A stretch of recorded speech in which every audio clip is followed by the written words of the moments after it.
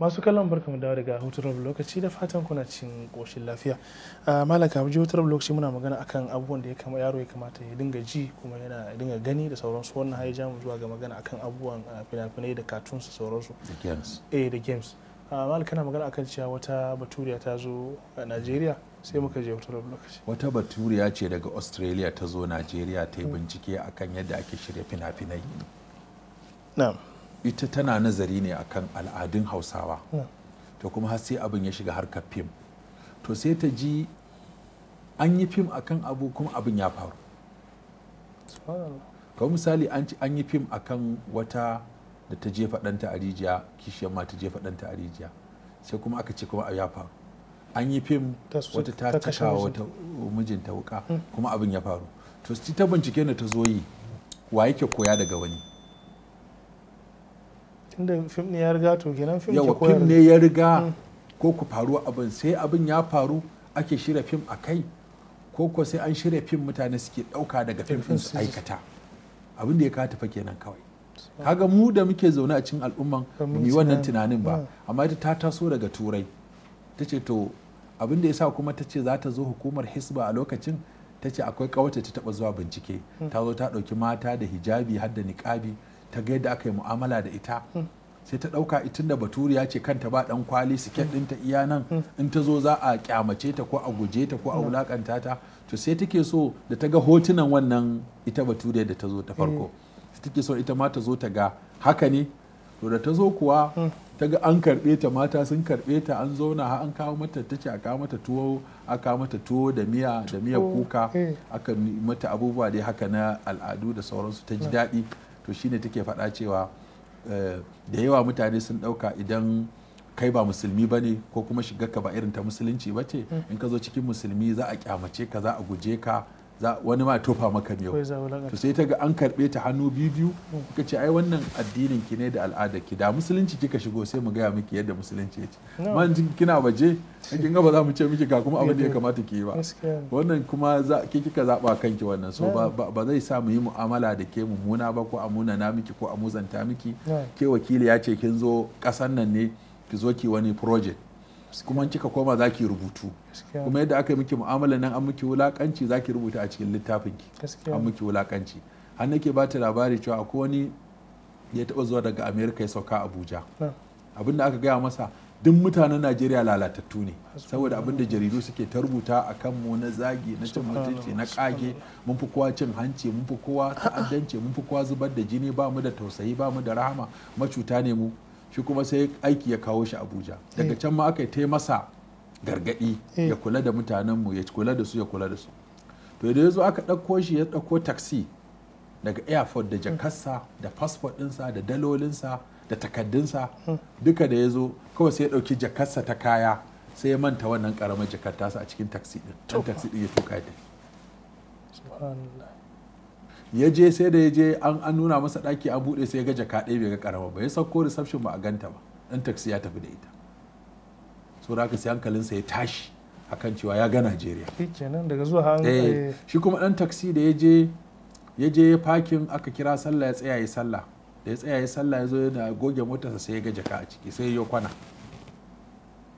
Ya zo reception ya ce akwai wani bature da ya sauke ɗazu ya manta jaka a ciki. Aka kira shi a waya, gashi an dawo da jakakka. Ya mamaki don ya fidda ya fara wayoyi kan yadda za a yi yawa ya samu kayayyakinsa. Sai aka zo aka kawo masa jakarsa, ya buɗe jakarsa, ya ga dalolinsa yadda ya shirya su ga su, ya ga passport ɗinsa, takaddunsa, komai nasa ba a ma buɗe jaka ba. Wannan sai aka canza masa tunani, ya kawo kuɗi kuma zai bashi, ya ce a ai wannan baya buƙatar kuɗi kawai tun da dai haƙƙinsa ya damar da abin sai juya ta. To sai ya aka canza masa tunani gaba ɗaya da ya tashi rubutu, sai ya rubutu ya ce duk abin da ake faɗa akan Najeriya ƙarya ne, tun daga kan ɗan taxi ya san cewa akwai amana, wasu ne kawai suke lalata wasu, wani ne je lalata wani, sai aka ɗauka aka yi kuɗin goro. To hakanan shi ma yaro abin da yake ɗauka, abin da ya fara gani ya fara ji, sai ya ɗauka kowa haka yake. Idan ana nuna masa fina-finai waɗanda suke ɗauke da guba kuma ya ga babansa yana kallo babarsa tana kallo suna dariya. Idan kaga wannan abin ya zama karɓaɓɓe. Rawan nan da ake da kiɗan nan da ake da runguman mace da ake da kiss da ake yi ana nuna Nigerian film da mu namu ba sa runguma din ba sa yin kiss din. Amma za ga akwai kaɗe-kaɗe da raye-raye da wasu abubuwa da nuna an yi fyaɗe a ɗaki ko an caka wuƙa ko ana faɗa wasu kalmomi waɗanda ba su dace da al'ada ba. Kaga kuma ya ga babansa da babarsa suke kallo tare. To kaga dole zai ɗauki wannan a matsayin abu ne mai kyau. To kuma in yaro ya ga abu kokari zai nemi daidai shi su fara ɗabbaka wannan sai kaga sai yaran su bi suna rawa. Akwai wanda ya kira min wata yarinya haka an ba ta fim ta je ta kai wani gida ta karɓo wani sai kira ta ce ke wannan me sai ta faɗi sunan fim ɗin su waye da a ciki ta faɗi akta wanda ke cikin fim ɗin mazan da mata sai ce mata waka nawa aka yi a ciki ta faɗi adadin waƙoƙin ta ce ko ta rera sai gashi ta kama rera waƙar ita to kaga malam kaga aikin da muke da shi akan yanzu wannan yarinya da waɗannan abubuwan bai kamata a ce shekarun ta yace ko a turai za ka ga cewa ana sa kallon fim sai daga shekara 18 zuwa sama musamman fina-finai masu ɗauke da bindiga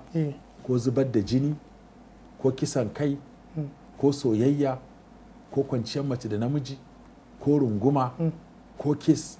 duk waɗannan ba a so yaro ya gani su ma fa kenan da ba su da addini suka ce sai daga shekara 18 yaro ya mallaki hankalinsa in yayi an san doka ta hau kansa amma ƙanana ka su gani muka kaga ba ma tantance fim din dan shekara 18 da dan ƙasa da 18 dan shekara 3 abinda zai gani dan shekara 2 abinda bai kamata yara su gani ba in za ku kalli talabijin ɗinku an jarabce ku in kun ga yanku ku kashe ko ku shiga ɗaki ku kulle su tafi ɗakin su kwanta ko kuma kulle da daddare da kun ji motsin su ku kashe tunda ba sai su kai ku canza ko ku canza tasha in ya zama dole sai kun kalli wannan to kada ƴaƴanku yadda kuka gurɓata su kada su ɗauki waɗannan halayen idan suna kallo waɗannan ba zai musu tasiri haka nan lokacin da aka sai ma yaro irin ɗan kit ɗan laptop kit na wasan yara to duk abin da aka gani wanda yake na zubar da jini a ciccire a ciccire gurbin su yanzu akwai application da yawa akwai yan clips haka na koyar da sallah koyar da alwala koyar da tsarki koyar da karatun qur'ani sura mukarrara da anashid waɗanda suke na tauhidi na sallah da 'yan abubuwa haka na koyar da waɗannan to su ya kamata yaran mu su dinga koyan irin waɗannan so labaran da zamu basu ya zama labarai ne masu inganci yanzu kuma alhamdulillah ana samu na hada zaburan da mutane suke ta yi suna maye gurbin abubuwan da suka ga yana gurɓata tarbiyya tunda ba za a daina kallon talabishin ba ba za a daina amfani da waya ba yara ba za su daina son gem ba ba za su daina son abubuwa na wasa ba na cartoons ba to cartoon din ya zama akwai hadaf akwai ahdaf a ciki shine cartoon din da zai koyar da amana yanzu akwai wani cartoon da na gani aka nuna yaro ne zai yi tafiya sai babarsa ta ce masa kaka kuskura kai karya kaka kuskura kai karya so da haka sai ta daga kayansa akwai kudinta da zai tafi da shi sai ta sa masa karkashin kayan a cikin jakar sai aka kuma dora kayansa aka rufe su da zuwa sai yan fashi da makami suka tare mota suka ce kowa ya sako kowa kuma ya sako da jakarsa kowa aje jakarsa yan fashi suka zo suka bubbuɗe jakunkuna suka kwashi abin da su kwasa da suka ce kai yaro ina za ka yace shi babarsa ta aike shi guri kaza to ba ka da kuɗi yace ina da su ci ta amin caje ka babu mun duba jikin ka babu yace a cikin jaka akwai a daidai ina suke yaro ya zo ya zage inda suka yace ga su yace to ai ba mu gani ba a jikinka ba mu gani ba a cikin jakarka ya aka yi ba mu gansu ba ka nuna mana yace baba ta ce tace kan ne ƙarya saboda Allah baya son mai ƙarya sai shugaban yan fashin ya kalli manyan ya kalli ƙananan me baba ka tace ma yace ta ce kan ne ƙarya saboda Allah baya son makareci ko ba zai taimaki makareci ba sai wannan shugaban yan fashi ce to yanzu mu ba ma ƙarya ba ma yanzu tara mutane muke muna musu fashi yaro dan kankani ya ji maganar babarsa mu mun kasa jin maganar Allah to da haka kawai suka ce sun tuba yace kai kowa ya dauki jakarsa duk kudin da aka ɗiba amma maiwa da mutane kudaden su kowa ya shiga mota ku tafiya ku ana tafiya yace to shi fa yanzu gaskiya fa ya fa tuba fa ya tuba wanda zai tuba ya biyo shi a koma je a karatu wanda ya gaba zai tuba ba kuma ga ragowar makaman an ba su da su ci gaba suka bi shi aka tuba suka koma suka ce to shine aka ce kaga wannan kalma da yaro ya gaya musu ta musu tasiri har ta gyara manya. To irin waɗannan kaga in yara suna kallon wannan za su san muhimmancin gaskiya da amana. Yasa nake so mu dinga yin irin namu na Hausa. Yanzu kaga da iyayenmu za su ɗauko magana jari suna karanta. Kissoshin magana jari tun daga na ɗaya na biyu na uku ba za ka ji wata kissa da take ɗauke da batsa a cikinta. Haka nan za a zo a karanta mutum Iliya ɗan mai ƙarfi ko a gaya masa jiki magayi ko wasu abubuwa za ka ga littattafai ne irin su hikayoyin da na yanzu ko irin su hikayoyin kaifafa zuciya irin na Aminu Kano da za su koya maka a dare 1001 ba a karanta mutane shi wannan akwai batsa da yawa a cikin dare 1001 tunda ai asalin littafin na Indiya ne so akwai soyayya akwai saduwa akwai kaza irin waɗannan ba a koya mutane su irin su yawon duniyar Hajji Baba duk ba a bar mu karanta waɗannan yawa da sauransu waɗanda suke akwai maganar soyayya ko kauna. To ita ma soyayyar da kauna akwai littafan da aka tace su zaka ga an yadda a shiga da su firamare a koya ma yara ko a sakandire ko a sa su a labirari amma akwai manyan da zaka an yi silin su cewa waɗannan na manya ne. To kaga irin waɗannan sai mun tantance labarai da za mu ba yara. Yanzu alhamdulillah na ga an fara Dr. Mansur ya rubuta littafi mai suna Abokin Fira. Kaga wannan littafin zai kyau a ce kowane uba yana da shi ya koya ma yara. Irin su akwai littafi ma da ya duniya makaranta kaga waɗannan koyar da dabaru ne da wayo da hikimomi. To irin waɗannan ya kamata a ce mu wallafa littattafai masu yawa da kissoshi na magabata 'yan gajeru waɗanda suke ɗauke da darussa domin za mu ga Annabi sallallahu alaihi wasallama daga cikin abin da yake yana koyar da kissa da labari kamar yanzu labarin da ya bayar na wani yaro din na kaga labari ne mai darussa da yawa wanda iyayensa suka tura shi ya je ya koyo tsafi a wajen matsafi kuma yaron a ƙarshe ya gamu da malami kuma ya tasirantu da malamin har kuma ya zo yaron bai san wanne ne gaskiya tsakanin tsafin da ya fara koyo da ilimin da ya koya a wajen malami ba. Wata dabba an ce ko zaki ne ya shigo gari yana koran mutane ya ɗauki dutse ya ce Allah idan abin da malamin da yake koyarwa ya fi soyuwa a gare ka fiye da wannan tsafi Allah ka kashe wannan dabba. Kaga iya abin da yaro zai iya kina matsayinsa na yaro tantance gaskiya kuma ya tantance gaskiya a ƙarshe wannan yaro ya zama shine dalilin shiryuwan mutanen garin gabaki daya. Kaga wannan kissa ta yi haka kuma Annabi sallallahu alaihi wasallam ba mu kissa wani yaro da mahaifiyarsa take rungume da shi tana bashi nono sai ga wani mutum ya taho akan doki yana takama yana fankama yana nuna isa sai kawai ta yi ita kuma uwa da fata sai ta ce Allah ka sa ɗana ya zama irin wannan sai yaron ya saki nono ya ce kai ni Allah ba na son zama irin wannan sai kuma ga wata mata an taho da ita ana jifanta ana dukanta ana ta yi zina ta yi sata cika Allah ka tsara ƴaƴanmu ka zama irin wannan mata sai yaro ya cire bakinsa daga nono ya ce Allah ka sa an zama irin wannan ce kai wannan wani irin yaro ne ina maka fatan alheri kana wa kanka fatan sharri ya ce baba wannan tsohon wannan mutumin da ya taho yana takama yana alfahari Allah baya son mai takama mai girman kai ne mai takama ne Allah ko baya son girman kai da takama. Waccan kuma sharri aka yi mata bata yi zinan nan ba bata yi satan nan ba mutuniyar kirki ce jama'a suka yi mata sharri shi yasa nake so in zama mutuniyar kirki irin ta wanda har za a yi maka sharri abin da baka yi ba. So kaga wannan kissa Annabi sallallahu alaihi wasallam da ya bayar hadafin da ke ciki shine ya koya mana yanzu kamar kissar Juraiju da Annabi sallallahu alaihi wasallam ya bayar kaga Juraiju malami dan kasuwa ne ya daina kasuwancin ya koma ya keɓance kansa yana bauta Allah mahaifiyarsa ta zo ta kama ziyara ta yi masa sallama yana sallah ya ki amsawa ta tafi ta dawo har ta fushi ta masa mummuna addu'a kaga issan in ka kalle ta daga farko zuwa ƙarshe da yadda Allah ya kubutar da shi da yaro da ya addu'a ya tambayi yaron kai yaro waye babanka yaro ya ce babana yana cikin daji ba ni ba ne ba kai ne babana ba shi kenan sai Allah ya kubutar da shi haka nan kuma da kissa da ya bamu na shi wannan da ta taho da ɗanta za ta faɗa wuta tana jin tsoron ko ta fasa shiga addinin yaron da aka ce ana kona mutane ya ce isbiri ya ummi fa innaki alal haq baba ki yi haƙuri abin kina kan gaskiya. To kaga anan duka waɗannan kissoshi muka ɗauke su muka sarrafa su za su fito da darussa irin kissar da Annabi sallallahu alaihi wasallam ya bamu na wani mutum mai amana wanda aka bashi ya karɓi